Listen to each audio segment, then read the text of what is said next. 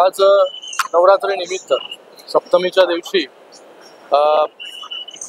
तिरुपती बालाजी व्यंकटेश्वर स्वामी यांच्याकडून दरवर्षीप्रमाणे साडीचा मान जो आहे हा महालक्ष्मी मंदिरामध्ये येत असतो।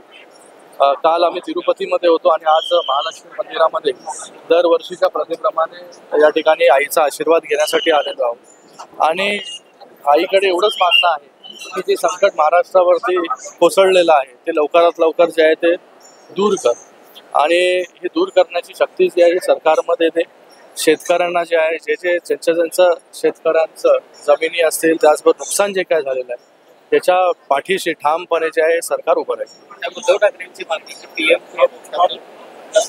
बघा, मला वाटतं जेव्हा जेव्हा महाराष्ट्रावरती किंवा शेतकऱ्यावरती संकट आलं तेव्हा जे आहे सरकारने शेतकऱ्यांना मदत करण्याचीच भावना आणि मदत केलेली आहे।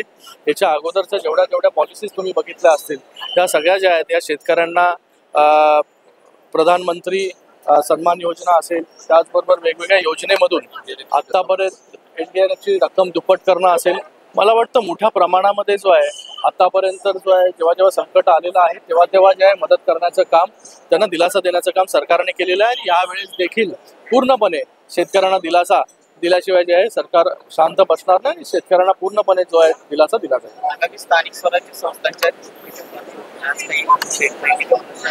नाही, आज फक्त दर्शनासाठी या ठिकाणी आहे। येणाऱ्या काळामध्ये जे आहे त्या बैठकी सुरू होतील, इलेक्शन जे आहे ते लवकरात लवकर लागणार, पण त्यासाठी नंतर शिवसेना मुंबईचं दर्शन सुरुवात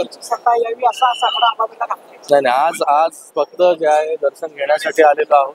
आणि मला वाटतं आईचा आशीर्वाद जो आहे हा पहिल्यापासूनच आहे, शिवसेनेवरती असतील, शिंदे साहेबांवर असेल, आमच्या सगळ्यांवरती आहे। आणि मला वाटतं आईकडे काही मागायची गरज लागत नाही, आईला जे आहे मुलाला काय पाहिजे ते नक्की माहिती असतं। दसरा मेळाव्याला ठाकरे बंधू एकत्र येण्याची शक्यता आहे। आज आपण इथे दर्शन घेण्यासाठी आलो, पॉलिटिकल आपण नंतर